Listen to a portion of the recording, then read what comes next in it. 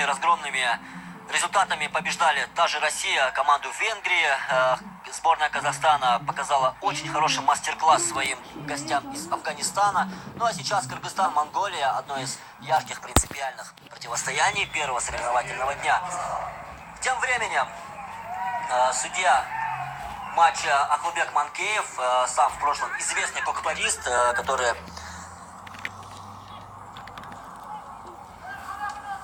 Прошу прощения, Ахубай Манкеев.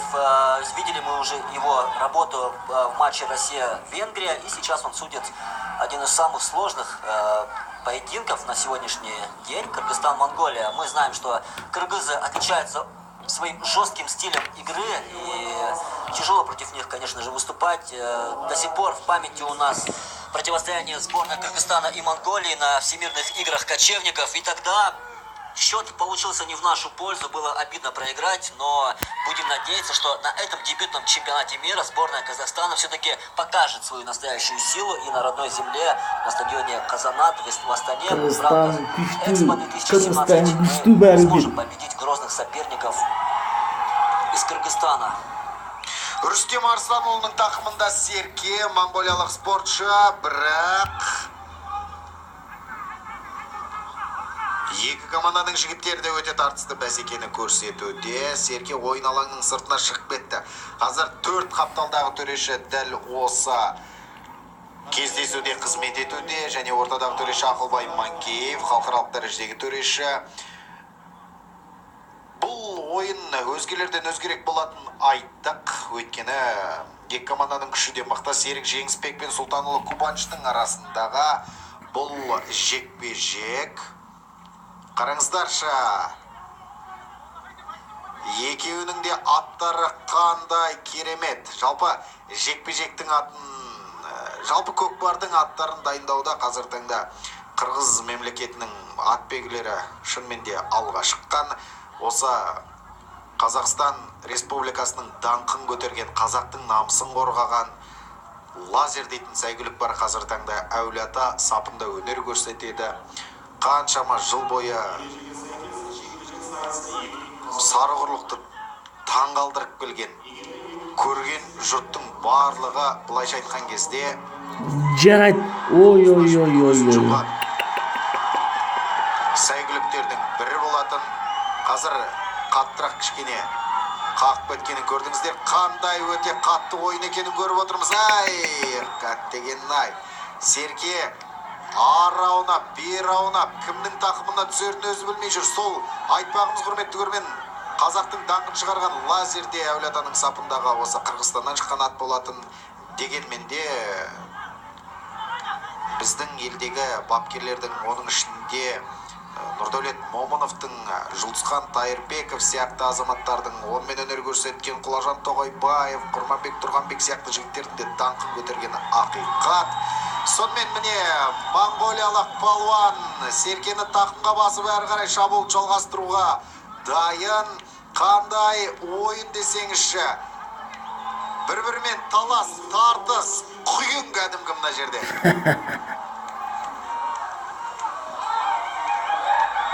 Аттың алқыммен келіп қаққан кезде аттар да, адамдар да бұл ойын ба, соғыс па деп отқан сияқты. Да, на самом деле, Кайырхан, для неподготовленного зрителя такое зрелище может показаться очень жестоким, очень страшным, но, как уже не раз повторяли мы в нашем эфире, кокпар, это несмотря на свои жесткие правила, но эти правила соблюдаются, несмотря ни на что. Здесь уровень травмоопасности очень низкий. По сравнению с другими игровыми видами спорта или единоборствами, в кокпаре мы никогда практически не слышали о тяжелых травмах, и тем более, что современные правила. И сборная Казахстана, между прочим, пошла первой навстречу этим правилам, и навстречу и фонду защиты животных, и другим организациям мировым. Сборная Казахстана первой пошла навстречу и изменила ряд своих правил, несмотря на то, что где-то, может быть, кому-то кажется, что потеряет зрелищность. Ну вот сборная Монголии сумели они забить. Төрешінің сықырғынан кейін. После свистка. Міне қараңыз, мына жерде Серке ойын алаңның сыртына шығып кеткен.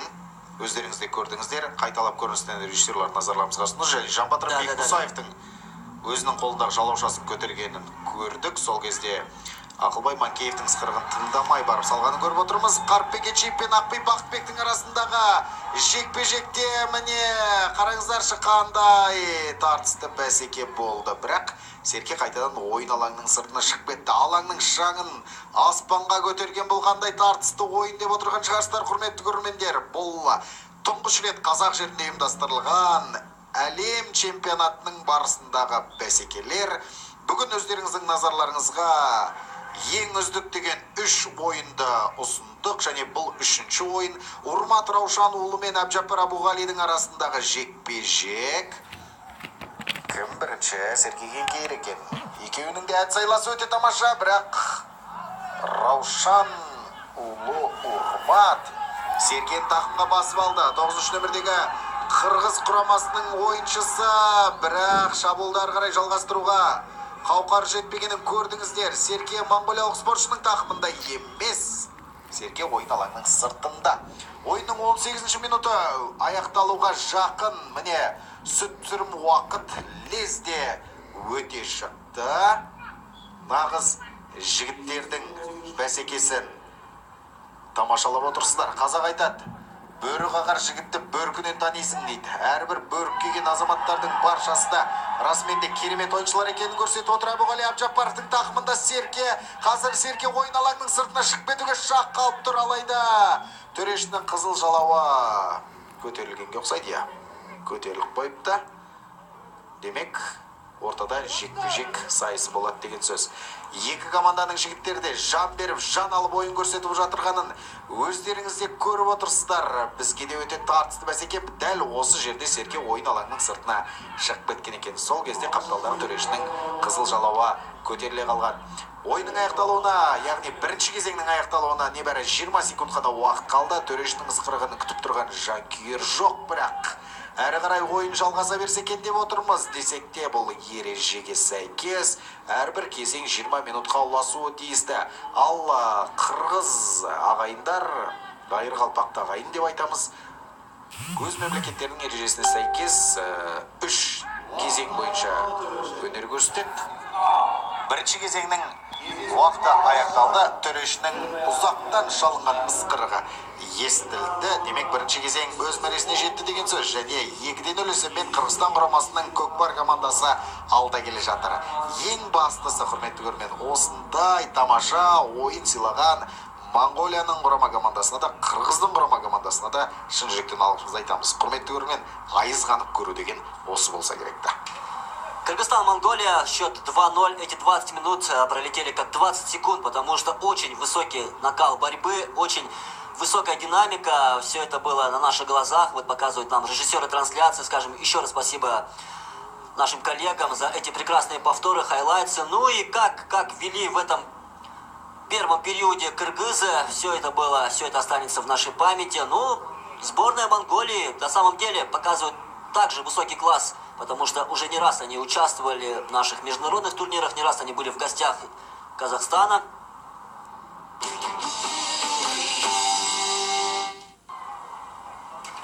Уважаемые друзья, уважаемые телезрители телеканала Казспорт, вашему вниманию первый чемпионат мира в истории мирового кокпара, и проходит он на ипподроме Казанат в столице нашей страны, в Астане, в рамках Экспо 2017.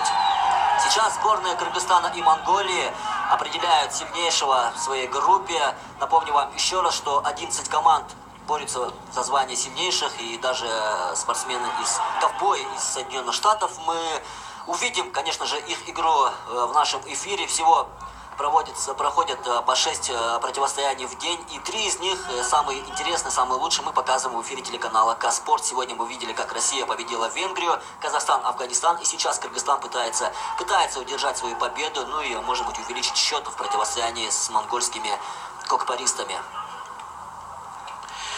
Казспорт телеарнасының эфиріндегі көкпар бағдарламасы және бұл көрсетілім елімізде тұңғыш рет өтіп жатқан, жалпы көкпардың тарихында бүкіл әлемдегі ең алғашқы көкпардан әлем чемпионаты және оның қазақ жерінде өтуі Қазақстан Республикасының ұйымдастыруы біз үшін мәртебе. Дәл осы орайда, құрметті көрермен, жақсының жақсылығын айт, нұр тасын дейтін халықпыз ғой. Сондықтан да айта кетуіміз керек. Осы орайда дәл осы бәсекені ұйымдастырған Қазақстан Республикасының ұлттық спорт түрлері қауымдастығына және Қазақстан Республикасының мәдениет және спорт министрлігіне алғыс шексіз, сондай-ақ республикалық ұлттық және ат спорт түрлері орталығының да ерен еңбегі бар. Сондай-ақ ақпараттық қолдаушы, демеуші Қазақстан Республикалық телерадио корпорациясы, оның ішінде Қазспорт телеарнасы екені бәріне түсінікті деп ойлаймыз.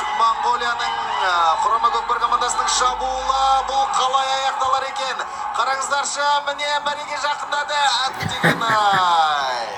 Өте жылдам шабуылды ұйымдастырған Моңғол Халық Республикасының құрама командасы болатын десек те Серке дәл мәренің ортасынан табыла қойған жоқ. Бәсеке әрі қарай жалғасады. Егер Серке мәренің сызығына тиіп жатқан кезде, онда ортада жалпы талас болушы. Төрешінің ысқырығы естілуші еді. Қазір ойында әрі қарай жалғастыра беруге рұқсат. Серке ойын алаңның сыртына шығып кеткен сыңайлы. Төрешінің ысқырығы естілді, өйткені енді ортада жекпе-жек сайысы болады. Ойынның 23-ші минуты өз мәресіне жетті. Есеп 2-0. Бірінші кезеңнің қорытындысы бойынша өзгерген жоқ. 5-ші нөмірдегі қырғызстандық спортшы қазір 5 минуттық ескерту алды, яғни сары қағаз көрсетілді. Демек, қара нарға 5 минутқа отырғызылады. Ол әрине ойын өрнегін бұзғаны үшін, ережені сақтамағаны үшін шығарылғаны түсінікті жағдай. Сонымен қазір қара нарға отырғызылған спортшы, көкпаршы сіздердің назарларыңызда Акбар Имсанбеков. Сары қағаз 5 минутқа отырғызылды. Ойынның 29-ші минутына дейін араласа алмайды. Әбуғали Әбжаппаровтың тақымында Серке керемет шабуылды ары қарай жалғастыруға мүмкіндік бар. Аттың басын кері қарай бұрады әлбетте. Өйткені өз мәресі алшақта, керісінше кетіп қалғанын көрдік. Аттың басын қанша бұрса да тізгіндей алмай келе жатқанын көрдіңіздер. Бұл әрине қорғаныстың нәтижесіндегі дүние. Қырғызстандық палуанның қалай қорғана білгенін және Әбуғалидың тақымындағы Серкеге қалай жабысқанын өздеріңізде байқаған боларсыздар. Ортада қайтадан жекпе-жек сайысы болуға тиісті, өйткені Серке ойын алаңның сыртына шығып кетті. Екінші кезеңнің 5 минуты өте шықты. Ортада жекпе-жек сайысы.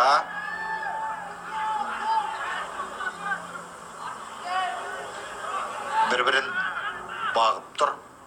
Ұрымтал сәтті күтуде Урмат Раушанұлы мен Ғалым Дәулеттің арасындағы жекпе-жек кімнің мерейі үстем болады екен? Қараңыздар, қандай қырағылықпен өнер көрсетуде? Әттеген-ай! Моңғолиялық спортшы бірінші болып еңкейгенімен Урмат Раушанұлының шеберлігін көрсетті. Тақымды Серке шабуылға басқан, аттың жылдамдығында шек жоқ енді расымен де, бірақ Серкені ойын алаңның сыртына шығарып алды. Ортада қайтадан жекпе-жек сайысы болады. Ортадағы шеңберге Серке тасталады. Понимают монголы, что сейчас у них хорошая возможность забить гол, потому что получил один из кыргызов 5-минутное удаление и хорошая возможность для того, чтобы нагнать счет. Ну, сейчас стараются опять в центре Рустем Арслан против Султан Улу Кубаныча. Пытаются взять первым Серке в свои руки, муляж. Уже говорили мы не раз о том, что сейчас на месте настоящей туши козла используется муляж, который состоит из силикона и из других твердых примесей. Тяжело разорвать его, хотя мы знаем силу кукпаристов. Вот снова кыргызский всадник берет в свои руки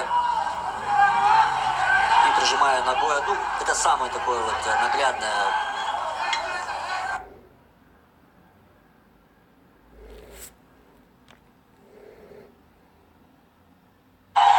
Кукпаристов и третий номер Кубаныш сборной Султанула. Кыргызстана.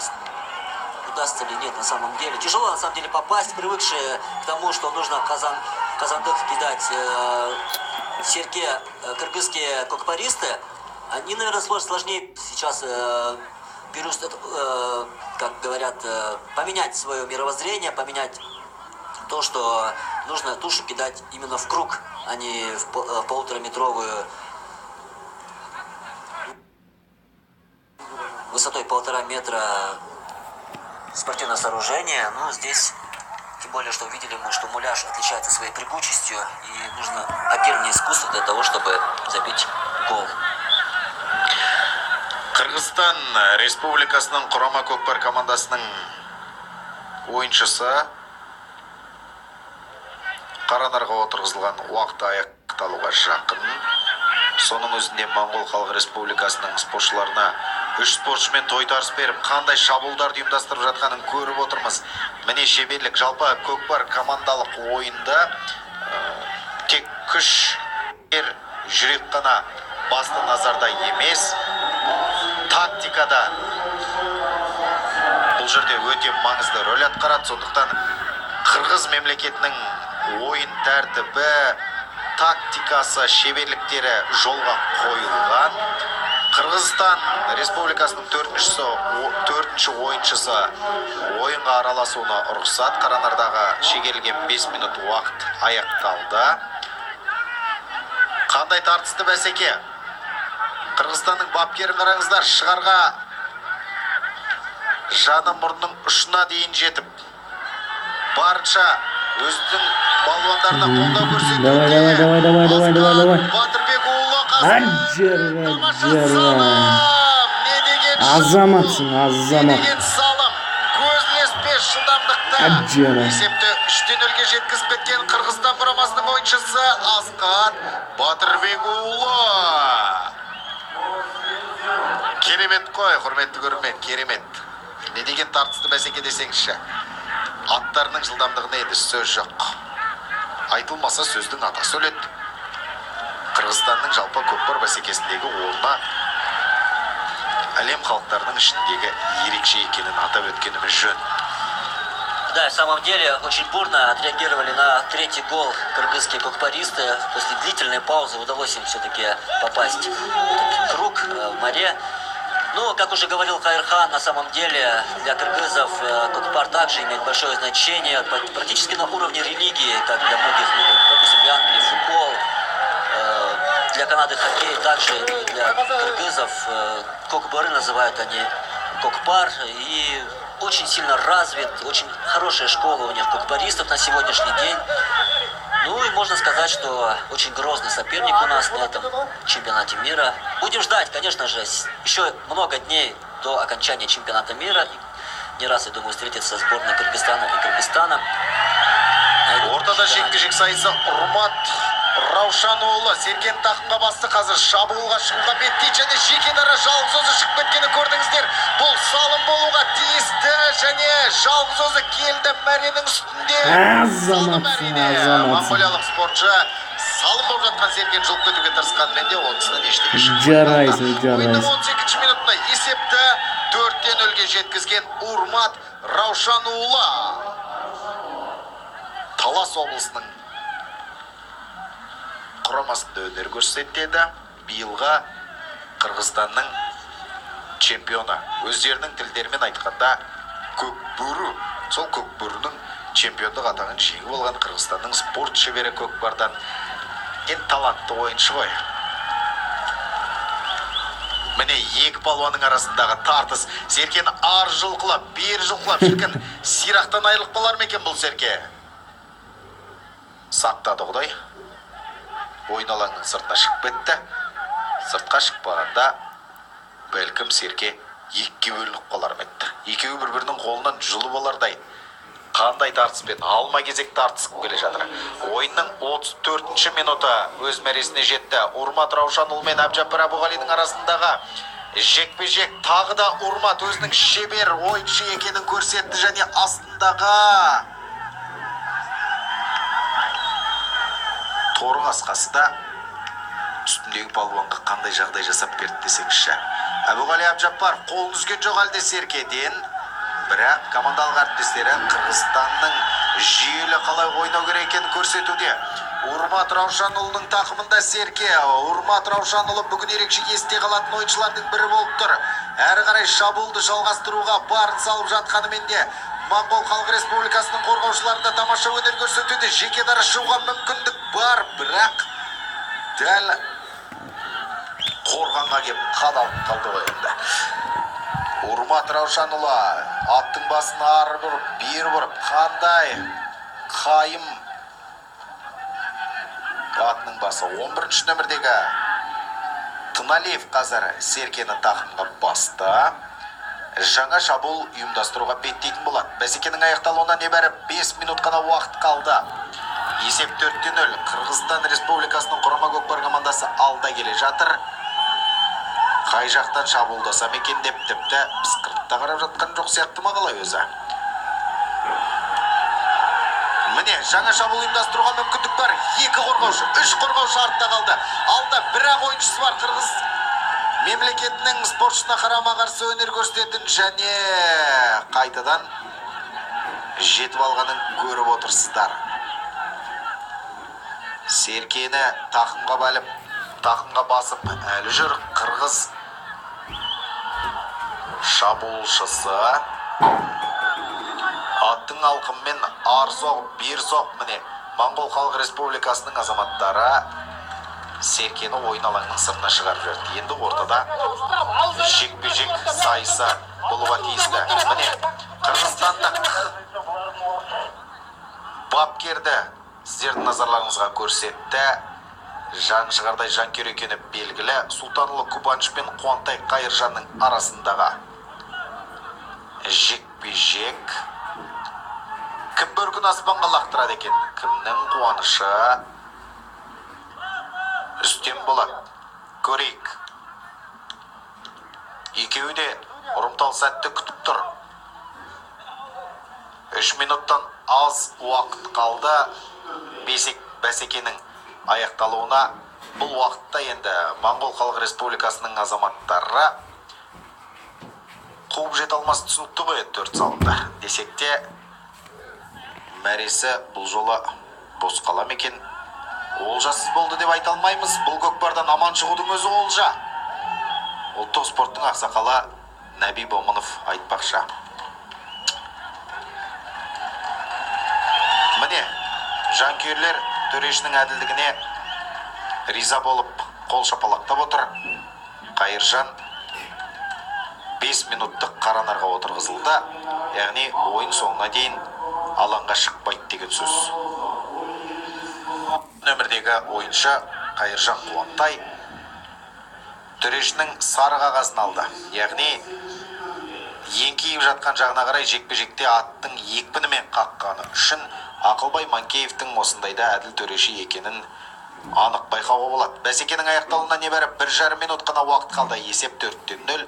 Қырғызстан құрамасының алда келе жатқаны кімге де болсын түсінікті. Жекпе-жек ортада әлде кенің жылдамдығы басылған жоқ.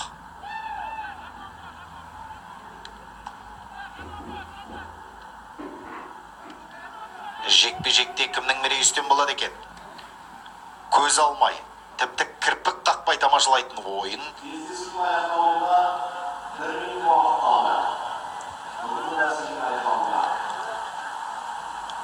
Моңғолияның тарапында өнер көрсететін Қуантай Қайыржанның қаранарда отырғанына қазір 45 секундты көрсетіп тұр. Бәрі де сіздердің назарларыңызда айшықты дүние, айқын нәрсе. Енді кішкене уақыт созуға Қырғыз құрамасына болады.